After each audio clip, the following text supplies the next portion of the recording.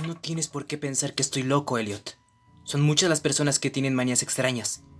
¿Por qué no te burlas del abuelo de Oliver, que jamás sube en automóvil? Si no me gusta el maldito subterráneo es mi problema. Y además, hemos llegado más rápido en taxi.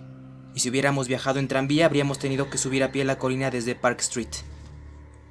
Sé muy bien que estoy más nervioso que cuando nos vimos el año pasado. Pero no por ello debes pensar que necesito una clínica. Bien sabe Dios que no me faltan motivos para estar internado, pero afortunadamente creo que estoy en mi sano juicio. ¿Por qué ese tercer grado? No acostumbrabas a ser tan inquisitivo. Bueno, si tienes que escucharlo, no hay razón para que no puedas hacerlo. Quizás sea lo mejor porque después de que te enteraste de que había dejado de ir al Art Club y me mantenía a distancia de Pigman, no has cesado de escribirme como lo haría un padre preocupado. Ahora que Pigman ha desaparecido de la escena, voy por el club de vez en cuando, pero mis nervios ya no son lo que eran. No sé qué ha sido de Pigman y prefiero no averiguarlo. Podías haber sospechado que dejé de verlo porque sabía algo confidencial. Esa es precisamente la causa por la que no quiero pensar a dónde se ha ido. Dejemos a la policía que averigüe lo que pueda, que no será mucho. A juzgar por el hecho de que no saben todavía nada de la vieja casa de North End que Pigman alquiló bajo el nombre de Peters. No estoy seguro de que pueda volver a encontrarla, pero no lo intentaré, ni siquiera a plena luz del día. Sí, sé bien, o temo saber, por qué la alquilaba. De eso voy a hablarte y espero que entiendas antes de que haya terminado porque, la verdad, no pienso ir a decírselo a la policía. Me pedirían que los llevara hasta allí, pero yo no quiero volver a ese lugar, ni aún en el supuesto de que recordara el camino. Algo había ahí. Bueno, por eso ahora no puedo tomar el subterráneo ni... Y puedes reírte también de lo que voy a decirte. Bajar a ningún sótano. Supongo que comprenderás que no dejé de ver a Pigman por las mismas estúpidas razones que tuvieron esas tímidas viejas como son el Dr. Reid, Joe Minot o Rosworth. No me escandalizo ante el arte morboso, y cuando un hombre tiene el talento de Pigman, considero un honor haberlo conocido, al margen de la dirección que tome su obra. Jamás tuvo Boston un pintor con las dotes de Richard Upton Pigman. Lo afirmé hace mucho y sigo manteniéndolo. Y ni siquiera me retracté un ápice de lo dicho cuando expuso su demonio necrófago alimentándose. A raíz de aquello, como recordarás, Minot dejó de hablarle. Tú sabes bien que producir obras como las de Pigman requiere un arte profundo y una especial relación con la naturaleza. Cualquier irresponsable de esos que dibujan portadas pueden manchar un lienzo sin orden ni concierto y darle un nombre de pesadilla, aquelarre o retrato del diablo, pero solo un gran pintor puede conseguir que resulte verosímil o cause terror. Y ello porque solo un verdadero artista conoce la anatomía de lo terrible y la fisiología del miedo. El tipo exacto de líneas y proporciones que se asocian a instintos latentes o a recuerdos hereditarios de temor. Y los contrastes de color y efectos luminosos precisos que despiertan el sentido latente de lo siniestro. No creo que tenga que explicarte a estas alturas por qué un Fuseli nos hace estremecer mientras que la portada de un vulgar cuento de fantasmas nos mueve de risa. Hay algo que esos artistas captan, algo que va más allá de la propia vida y que logran transmitirnos por unos instantes. Doré poseía esa cualidad. Sí me la posee, y otro tanto puede decirse de Angalora de Chicago. Y Pigman la poseía en un grado que jamás alcanzó nadie. Y espero, ojalá, si lo quiere el cielo, que ese límite no vuelva a ser alcanzado.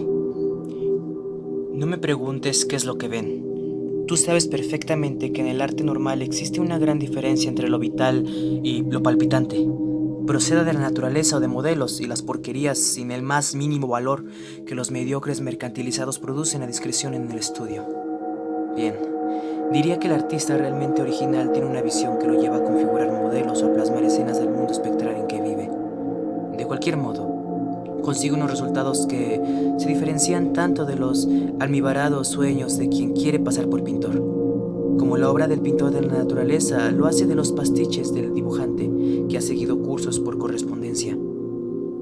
Si yo hubiera visto lo que Pigman vio... Pero... basta. Será mejor que tomemos un trago antes de seguir adelante, Dios mío. Yo no estaría vivo si hubiera visto lo que aquel hombre... Si es que... si es que hombre era. Recordarás que el fuerte de Pigman era la expresión de la cara. No creo que desde Goya nadie haya puesto tal carga de intensidad diabólica en una serie de rasgos o en una expresión. Y, con anterioridad a Goya, habría que retrotraerse a aquellos artífices del medievo que esculpieron las gárgolas y quimeras de Notre Dame o Mont Saint-Michel. Ellos creían en toda clase de esas cosas, y posiblemente veían también toda clase de cosas, porque la Edad Media pasó por varias fases muy curiosas. Recuerdo que un año antes de irte, le preguntaste a Pigman en cierta ocasión de dónde diablos le venían semejantes ideas y visiones. ¿No se echó a reír a carcajadas? A aquellas carcajadas se debió, en parte, que Reid dejara de hablarle. Reid, como bien sabes, acababa de empezar un curso sobre la patología comparada y utilizaba un vocabulario un tanto engolado al hablar sobre el sentido biológico o evolutivo de este o aquel síntoma físico o mental. Según me dijo, Pigman le desagradaba cada día más, hasta el punto de que al final llegó casi a asustarlo, porque veía que su expresión tomaba un cariz que no le gustaba, un cariz que no tenía nada de humano.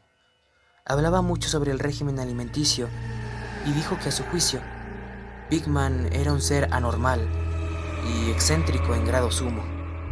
Supongo que le dirías a Reid, si es que cruzaron alguna carta al respecto, que se dejó arrebatar los nervios o atormentar la imaginación por los cuadros de Pigman. Es lo que por aquel entonces le dije yo. Pero convéncete de que no dejé de ver a Pigman por nada de eso. Al contrario, mi admiración por él siguió creciendo. Su demonio necrófago alimentándose me parecía una auténtica obra maestra. Como sabes, el club no quiso exponerlo y el Museo de Bellas Artes no lo aceptó como donación. Por mi parte, puedo agregar que nadie quiso comprarlo. Así que Pigman lo guardó en su casa hasta el día en que se marchó. Ahora está en poder de su padre, en Salem. Como debes saber, Pigman procede de una antigua familia de esa ciudad, y uno de sus antepasados murió en la horca en 1692, acusado por ser brujo. Adquirí la costumbre de visitar a Pigman con cierta frecuencia, sobre todo desde que me puse a recoger material para una monografía sobre arte fantasmagórico. Probablemente fuera su obra la que fijó la idea en mis pensamientos. En cualquier caso, hallé en él un auténtico caudal de datos y sugerencias cuando comencé la redacción. Me enseñó todos los cuadros y dibujos que tenía, incluso unos bocetos a lápiz y pluma que habrían provocado, estoy absolutamente convencido, su expulsión del club. Al poco tiempo ya era casi un fanático de su arte y pasaba horas enteras escuchando cómo un alumno teorías artísticas y especulaciones filosóficas lo bastante descabelladas como para justificar su internación en el manicomio de Danvers. La admiración por mi ídolo, unida al hecho de que la gente empezaba a tener cada vez menos trato con él, lo llevó a mostrarse extremadamente confidencial conmigo. Y una tarde me insinuó que si tenía la boca bien cerrada y no me hacía el delicado, me enseñaría algo muy poco común, algo que superaba con creces lo que guardaba en su casa.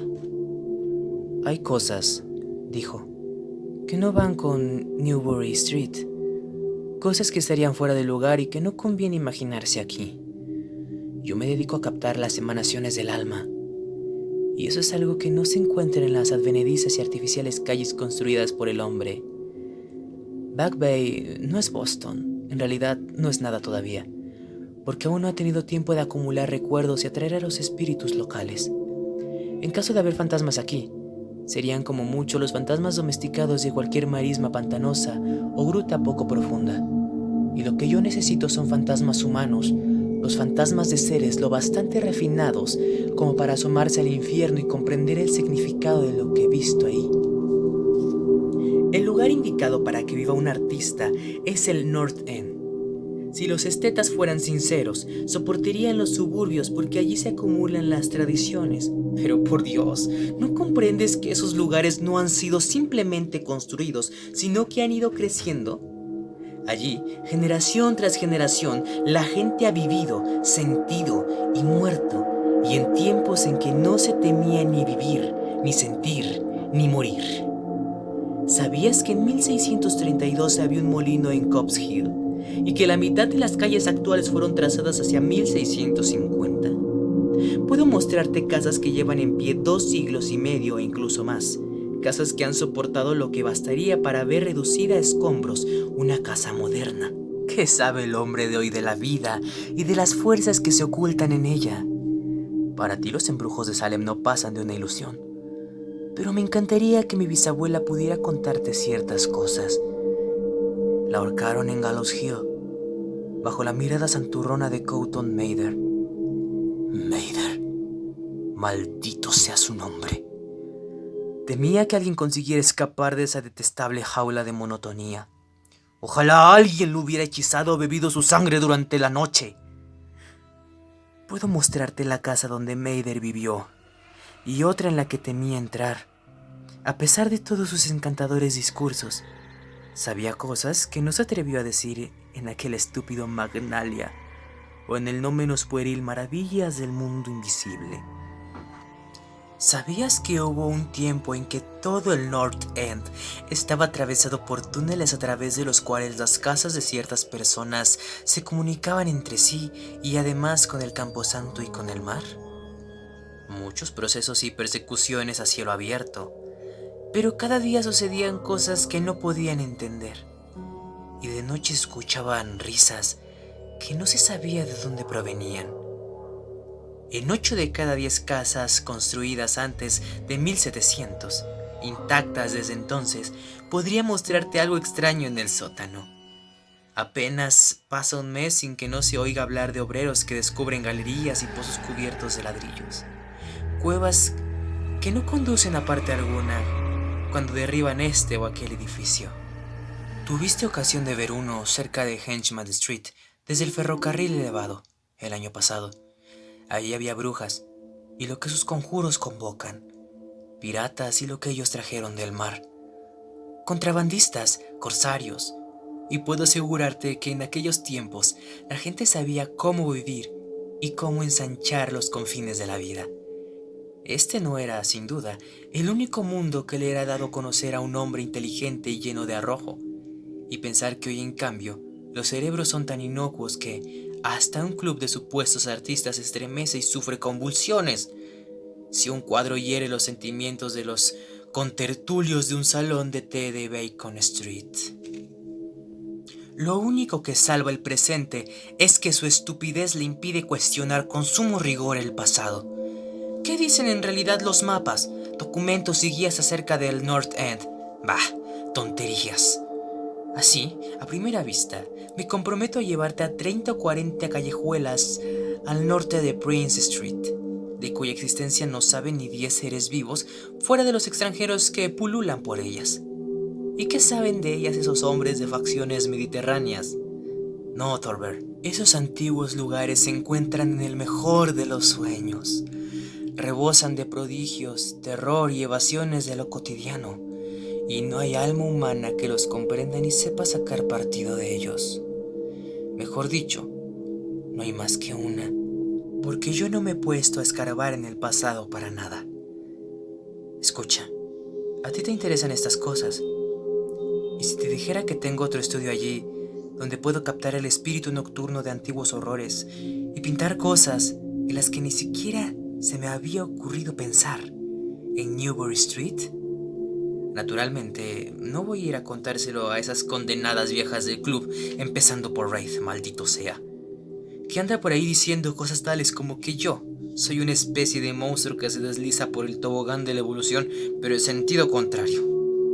Sí, Thorber, hace mucho tiempo que decidí que había que pintar el terror de la vida de igual manera que se pinta la belleza. Así que me puse a explorar en lugares donde tenía fundados motivos para saber que en ellos el terror existía. Tomé un local que no creo conozcan más de 3 hombres nórdicos aparte de mí.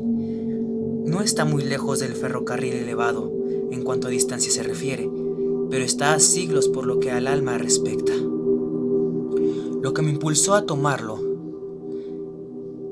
es el extraño viejo pozo de ladrillo que hay en el sótano. Ya sabes, uno de esos sótanos de los que te he hablado. El antro, porque no existe mejor calificativo. Casi no se tiene en pie, por lo que a nadie se le ocurrirá vivir ahí. y me avergonzaría decirte lo poco que pago por él. Las ventanas están cerradas con tablas, pero lo prefiero así, porque para mi trabajo no necesito luz del día. Pinto en el sótano, donde la inspiración llega con más facilidad. Pero tengo otras habitaciones amuebladas en la planta baja. El dueño es un siciliano y lo he alquilado bajo el nombre de Peters. Si te encuentras con ánimos, te llevaré a verlo esta noche. Creo que te gustarán los cuadros. Como dije, en ellos he puesto lo mejor de mi expresión artística. El trayecto hasta allí no es largo. A veces lo hago a pie, no quiero llamar la atención con un taxi en semejante lugar. Podemos tomar el metro en South Station y bajar en Battery Street. Desde allí no hay que caminar mucho. Bueno, Elliot, luego de semejante arenga, lo único que podía hacer era resistir los deseos de correr en lugar de caminar hacia el primer taxi libre que saliera a nuestro encuentro. Después, tomamos el ferrocarril elevado a South Station y hacia las 12 ya habíamos bajado las escaleras de Battery Street. Luego recorrimos el viejo muelle de Constitution Wharf. No me fijé en los cruces, por lo que no sabría decirte dónde doblamos, pero puedo asegurarte que no fue en Greenock Lane. Al doblar, subimos por un desierto callejón de lo más antiguo y sucio que yo haya visto jamás. De tejados desvencijados, con los cristales de las ventanas rotos y arcaicas chimeneas medio derruidas que se destacaban contra la luz de la luna. No creo que hubiera siquiera 3 casas en todo lo que abarcaba la vista, que no estuvieran ya levantadas en tiempos de Cotton Mather. Cuando menos, divisaba a 2 con un voladizo, y en cierta ocasión me pareció ver una hilera de tejados con el ya casi olvidado estilo holandés. Aunque los anticuarios dicen que ya no queda ni uno solo en Boston. Al salir de aquel apenas iluminado callejón, doblamos a la izquierda, adentrándonos en otro igualmente silencioso y aún más estrecho, sin la menor luz, y en un instante me pareció que doblábamos una curva en ángulo obtuso siguiendo hacia la derecha. Al cabo de un rato, Pickman sacó una linterna y la enfocó hacia una puerta antediluviana de 10 paneles, espeluznantemente roída por la carcoma. Luego de abrirla, mi anfitrión me condujo hasta un vestíbulo vacío en donde, en otro tiempo, debió haber un magnífico artesonado de roble oscuro, sencillo pero patéticamente evocador de los tiempos de Andros, Phipps y la brujería. A continuación, me hizo pasar por una puerta que había a la izquierda, encendió una lámpara de petróleo y me dijo que me acomodara como si me encontrara en mi propia casa. Bueno, Elliot, yo soy uno de esos tipos a los que el hombre de la calle llama con toda justicia duro, pero confieso que lo que vi en las paredes de aquella habitación me hizo pasar un mal rato. Eran los cuadros de Pickman, ya sabes a los que me refiero, aquellos que no podía pintar en Newbury Street y que ni siquiera le dejaron exponer allí, y tenía toda la razón cuando dije que se le había ido a la mano. Bueno, será mejor que tomemos otro trago, lo necesito para contar lo que sigue. Sería inútil tratar de describirte aquellos cuadros, porque el más blasfemo y diabólico horror, la más increíble repulsión e hediondez moral se desprendían de simples pinceladas imposibles de traducir en palabras. No había nada en ellos de la técnica exótica usada por Sidney Syme, nada de los paisajes estelares ni de los hongos lunares con los que Clark Ashton Smith nos hiela la sangre. Los ambientes eran en su mayoría antiguos cementerios, bosques frondosos, arrecifes marinos, túneles de ladrillo, antiguas estancias artesonadas o simples criptas de cemento. El cementerio de Copp's Hill, apenas a unas manzanas de la casa, era uno de sus escenarios favoritos. La demencia y la monstruosidad podían apreciarse en las figuras que se veían en primer plano, porque en el morboso arte de Pickman predominaba el retrato demoníaco. Rara vez aquellas figuras eran completamente humanas, aunque con frecuencia se acercaban en diverso grado al humano. La mayoría de los cuerpos, si bien toscamente bípedos, tenían una tendencia a inclinarse hacia adelante y un cierto aire canino. La textura de muchos de ellos era de una aspereza bastante desagradable. Parece como si los estuviera viendo. Se ocupaban en... Bueno, no me pidas que entre en detalles. Por lo general estaban comiendo, pero será mejor que no diga que comían. A veces los mostraba en grupos, en cementerios o pasadizos subterráneos, y a menudo parecían luchando por la presa, o mejor dicho, el tesoro descubierto, Qué expresividad tan genuinamente diabólica sabía en ocasiones infundir Pigman a los ciegos rostros de tan macabro botín. De vez en cuando se los veía saltando en plena noche desde ventanas abiertas o agazapados sobre el pecho de algún durmiente, al acecho de su garganta. En un lienzo se veía a un grupo de ellos aullando alrededor de una bruja ahorcada en Gallows Hill, cuyas demacradas facciones guardaban un extraordinario parecido con las de aquellos seres. Pero, ¿no crees que fueron aquellas horripilantes escenas lo que me hizo perder el sentido? No soy un niño de 3 años y no es, ni mucho menos, la primera vez que veo cosas así. Eran los rostros Elliot, aquellos endiablados rostros que miraban de soslayo y parecían querer salir del lienzo como si se les hubiera otorgado un aliento vital. Dios mío, juraba que estaban vivos. Aquella bruja nauseabunda que se veía en el lienzo había despertado los fuegos del Averno y su escoba era una varita de sembrar pesadillas. Elliot, pásame la botella, Elliot.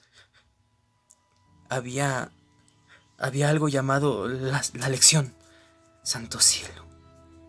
No debía haberlo visto. Escucha, ¿te imaginas un círculo de inefables seres de aspecto canino agazapados en un cementerio enseñando a un niño a comer como ellos? El costo de una suplantación, supongo. Ya sabes, el viejo mito de esos extraños seres que dejan sus vástagos en la cuna en un lugar de las criaturas humanas que arrebatan. Pigman mostraba en el cuadro lo que les depara la fortuna a los niños así robados, cómo crecen, cuando justo entonces comencé a ver la espantosa afinidad que había entre los rostros de las figuras humanas y las no humanas. Por medio de aquellas graduaciones de morbosidad, entre lo resueltamente no humano y lo degradadamente humano, trataba de establecer un irónico nexo evolutivo. Los seres caninos procedían de los mortales, y apenas acababa de preguntarme qué ocurría con las crías que quedaban con los seres humanos a modo de trueque, cuando mi mirada tropezó con un cuadro que representaba a la perfección dicha idea. Se trataba de un antiguo interior puritano, una estancia de gruesas vigas con ventanas de celosía, un largo blanco y un mobiliario del siglo XVII de estilo bastante tosco, con la familia sentada en torno al padre mientras éste leía las escrituras. Todos los rostros, salvo uno, mostraban nobleza y veneración, pero ese único rostro reflejaba la burla del Averno. Era el rostro de un varón de edad juvenil. Sin duda pertenecía a un supuesto hijo de aquel piadoso padre, pero en realidad era de la familia de los seres impuros. Era el niño suplantado, y en un rasgo de suprema ironía, Pigman había pintado las facciones de aquel adolescente de forma que guardaban un extraordinario parecido con las suyas. Para entonces, Pigman había encendido una lámpara en una habitación contigua y, cortésmente, abrió la puerta para que yo entrara, al mismo tiempo que me preguntaba si quería ver sus estudios modernos. Me había sido imposible darle a conocer muchas de mis opiniones. El espanto y la repugnancia que se apoderaron de mí me dejaron sin habla. Pero creo que comprendió perfectamente cuáles eran mis sensaciones y se sintió muy halagado. Y ahora quiero que me quede bien claro una vez más, Elliot, que no soy uno de esos cobardes que se lanzan a gritar en cuanto ven algo que se aparta a lo más mínimo de lo habitual. Me considero un hombre maduro y con algo de mundo, y supongo que con lo que viste de mí en Francia, te basta para saber que no soy un tipo fácilmente impresionable. Ten presente, por otro lado, que acababa de recobrar el aliento y de empezar a acostumbrarme con aquellos horribles cuadros que hacían en la Nueva Inglaterra, colonial, una especie de antesala del infierno. Ahora bien, a pesar de todo ello, la habitación contigua me arrancó un angustioso grito en la garganta y tuve que agarrarme al vano de la puerta para no desfallecer. En la otra estancia había un sinfín de engendros y brujas invadiendo el mundo de nuestros antepasados, pero lo que había en esta nos traía el horror a las puertas mismas de nuestra vida cotidiana. Dios mío, qué cosas pintaba aquel hombre.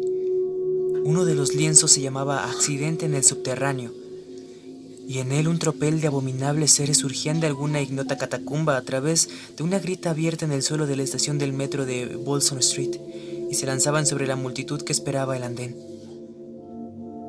Otro mostraba un baile en Copp's Hill, en medio de las tumbas, sobre un fondo actual. También había unas cuantas vistas de sótanos, con monstruos que se deslizaban furtivamente a través de agujeros y hendiduras abiertas de la mampostería, haciendo siniestras muecas mientras permanecían agazapados tras barriles o calderas y aguardaban a que su primera víctima descendiera por la escalera. Un horrible lienzo parecía recoger una amplia muestra representativa de Beacon Hill, con multitudinarios ejércitos de los mefíticos monstruos surgiendo de los escondrijos que acribillaban el suelo. Había también trabajos hechos con la mayor libertad sobre bailes en los cementerios modernos, pero lo que más me impresionó fue una escena en una ignota cripta, en donde multitud de fieras se juntaban en torno a una de ellas que sostenía entre las manos y leía en voz alta una conocida guía de Boston. Todas las fieras apuntaban a un determinado pasaje, y todos los rostros parecían contraídos con una risa tan epiléptica y reverberante que creí incluso escuchar su diabólico eco. El título del cuadro era Holmes, Lowey y Longfellow yacen enterrados en Mouton, Auburn. A medida que recobraba el ánimo y me iba acostumbrando a aquella segunda estancia de arte diabólico y morboso, me puse a pensar en algunos aspectos de la repugnancia y aversión que me inspiraba todo aquello. En primer lugar, me dije a mí mismo, aquellos seres me asqueaban porque no eran sino la más fiel muestra de la total falta de humanidad e insensible crueldad de Pickman. Semejante personaje debía ser un implacable enemigo de todo el género humano, habida en cuenta el regocijo que mostraba por la tortura carnal y espiritual y la degradación del cuerpo humano. En segundo lugar, lo que me producía pavor en aquellas obras era precisamente su grandeza. Aquel arte era un arte que convencía. Al mirar los cuadros veíamos a los demonios en persona y nos inspiraban miedo.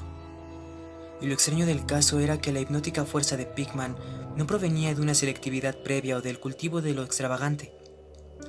En sus cuadros no había nada de difuso, de distorsionado ni de convencional. Los perfiles estaban bien definidos y los detalles eran precisos, seguros. ¿Y qué decir de los rostros? Lo que allí se veía era algo más que la simple interpretación de un artista. Era el mismo infierno, retratado cristalinamente y con la más absoluta fidelidad. Eso es lo que era. Por todos los cielos. Aquel hombre no tenía nada de imaginativo ni de romántico. Ni siquiera trataba de ofrecernos las agitadas multidimensionales instantáneas que nos asaltaban en los sueños, sino que fría y metódicamente reflejaba un mundo de horror estable, mecanicista y bien organizado que él veía plena, brillante, firme y resueltamente. Solo Dios conoce lo que podría ser ese mundo o en qué lugar llegó a vislumbrar Pickman las sacrílegas formas que trotaban, brincaban y se arrastraban por él.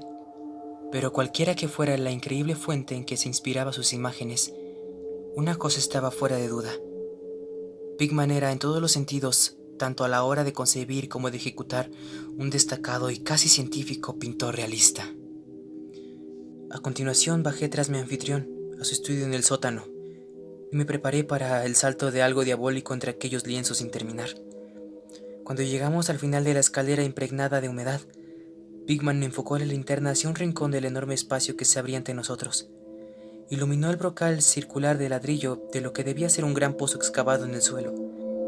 Nos acercamos y vi que el orificio medía aproximadamente 1,5 metros de diámetro. Sus paredes tendrían 30 centímetros de grueso y estaba a unos 15 centímetros por encima del nivel del suelo. Una sólida construcción del siglo XVII, si no me equivocaba. Aquello, decía Pickman, era un buen ejemplo de lo que había estado hablando antes. Una abertura que comunicaba con la red de túneles que corrían bajo la colina. Observé por el pozo que no estaba sellado con ladrillos y que por toda cubierta tenía un pesado disco de madera. Al pensar en todas las cosas a las que el pozo podía hallarse conectado, si las descabelladas ideas de Pickman eran algo más que mera retórica, un escalofrío me recorrió el cuerpo. Luego, y siempre ubicado detrás de él, subimos un escalón y atravesamos una estrecha puerta que daba a una amplia estancia, con un suelo entarimado y amueblada como si fuera un estudio. Una instalación de gas acetileno suministraba la luz necesaria para poder trabajar. Los cuadros sin terminar colocados en caballetes o apoyados contra la pared eran tan espeluznantes como los que había visto en el piso de arriba, y era una buena prueba de la meticulosidad con que trabajaba el artista. Las escenas estaban esbozadas con sumo cuidado, y las líneas trazadas a lápiz hablaban por sí solas de la prolija minuciosidad que Pickman al tratar de conseguir la perspectiva y proporciones exactas. Era un gran pintor. y sigo sosteniéndolo aún hoy y con todo lo que sé. Una gran cámara fotográfica que había encima de una mesa me llamó la atención, y al preguntarle por ella, Pickman me dijo que lo utilizaba para tomar escenas que le servirían luego para el fondo de sus cuadros. Así podía pintar a partir de fotografías sin tener que salir del estudio cargado con su equipo por toda la ciudad en busca de esta o aquella vista. A su juicio, las fotografías eran tan buenas como cualquier escena o modelos reales y, según dijo, las empleaba habitualmente. Había algo muy desapacible en los nauseabundos bocetos y en las monstruosidades a medio terminar que lanzaban torvas miradas desde cualquier ángulo de la estancia. Cuando Pickman descubrió súbitamente un gran lienzo que se encontraba lejos de la luz, no pude evitar que se me escapara un estruendoso grito. El segundo que profería aquella noche. Resonó una y otra vez a través de las mortecinas bóvedas de aquel antiguo y salitroso sótano. Y tuve que realizar un tremendo esfuerzo para contener una histérica carcajada. Dios misericordioso, Elliot, no sé cuánto había de real y cuánto de febril fantasía en todo aquello. Jamás podría imaginarme semejante sueño. El cuadro representaba un colosal e indescriptible monstruo de centelleantes ojos rojos, que tenía entre sus huesudas garras algo que debió haber sido un hombre, y mordía su cabeza en la misma forma que un niño disfruta un chupetín. Estaba en cuclillas, y al mirarlo, parecía como si en cualquier momento fuera a soltar su presa en busca de un nuevo bocado. Pero maldición. La causa de aquel pánico atroz no era ni mucho menos aquella diabólica figura, ni aquel rostro perruno de orejas puntiagudas, ojos inyectados en sangre, nariz chata y labios babeantes. No era tampoco por esas garras cubiertas de escamas, ni por el cuerpo recubierto de moho, ni por los pies con forma de cascos. No era nada de eso. Aunque habría bastado cualquiera de tales detalles para volver loco al hombre más valiente. Era la técnica, Elliot. Aquella maldita técnica implacable y desnaturalizada. Puedo jurar que jamás había visto plasmado en un lienzo el aliento vital de forma tan real. El monstruo estaba presente allí. Lanzaba feroces miradas, comía y lanzaba feroces miradas, y entonces pude comprender que solo la suspensión de las leyes de la naturaleza podía llevar a un hombre a pintar semejantes seres sin contar con un modelo, sin haberse asomado a ese mundo inferior que a ningún mortal, salvo que esté en tratos con el demonio, le ha sido posible ver. Prendido con un alfiler a una parte sin pintar del lienzo, había un trozo de papel muy arrugado. Probablemente pensé sería una de esas fotografías de las que se sirve Pickman para pintar el trasfondo no menos horroroso que la pesadilla que se destacaba sobre él. Alargué el brazo, lo tomé para estirarlo y así ver de qué se trataba, cuando de repente Pickman se sobresaltó como si lo hubieran agredido. Había estado escuchando con suma atención desde que mi grito de pavor despertó insólitos ecos en el oscuro sótano, y ahora parecía estar poseído de un miedo que, si bien no podía compararse con el mío, tenía un origen más físico que espiritual. Sacó un revólver y me hizo un gesto para que me callara. Luego se encaminó al sótano principal y cerró la puerta detrás de él. Creo que me quedé paralizado por unos instantes. A semejanza de Pickman intenté escuchar.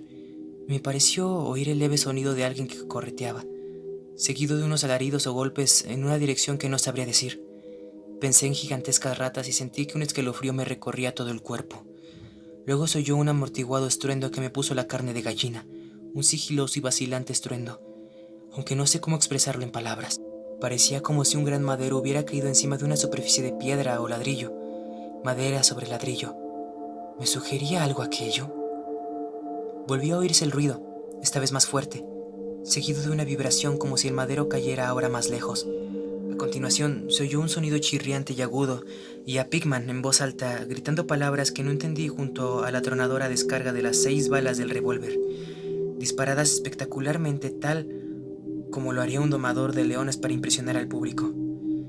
Enseguida se escuchó un chillido o graznido amortiguado, y un fuerte golpe. Luego hubo más chirridos producidos por la madera y el ladrillo, seguidos de una pausa y de la apertura de la puerta. Sonido este que me produjo, lo confieso, un violento sobresalto. Pickman reapareció con su arma todavía humeante mientras insultaba a las malditas ratas que invadían el antiguo pozo. «El diablo sabrá lo que comen, Thorber», dijo esbozando una sonrisa irónica. «Porque los arcaicos túneles comunican con cementerios, guaridas de brujas y llegan hasta el mismo litoral. Pero sea lo que sea, han debido quedarse sin provisiones porque estaban rabiosas, Querían salir. Tus gritos debieron excitarlas. Lo mejor será andar con cuidado por estos parajes. Nuestros amigos roedores son el mayor inconveniente, aunque a veces pienso que con ellos se consigue crear una cierta atmósfera y colorido. Bueno, Elliot, aquel fue el final de la aventura nocturna. Pigman me había prometido enseñarme el lugar y bien sabe Dios que lo hizo. Me sacó de aquella maraña de callejuelas, al parecer por otra dirección, porque cuando vimos la luz de un farol nos hallábamos en una calle que me resultaba familiar. Una calle con monótonas hileras de bloques en los pisos y viejas casas entremezcladas. Aquella calle no era otra que Charter Street, pero yo me encontraba demasiado agitado como para poder advertirlo. Era demasiado tarde para tomar el tren elevado, así que volvimos caminando a lo largo de Hanford Street. Recuerdo muy bien el paseo. Dimos la vuelta en Tremont y tras subir por Bacon, llegamos a la esquina de Joy, en donde nos separamos. Desde entonces no hemos vuelto a vernos. ¿Por qué dejé de ver a Pigman? No seas impaciente. Espera que llame para que nos traigan café porque ya hemos tomado bastante de lo otro. Y al menos yo necesito beber algo. No eran los cuadros que vi en aquel lugar. Aunque juraría que bastaría con ello para que a Pigman no le permitieran el acceso en 9 de cada 10 hogares y clubs de Boston. Supongo que ahora comprenderás por qué evito por todos los medios bajar a subterráneos o sótanos. Fue algo que encontré en mi abrigo a la mañana siguiente.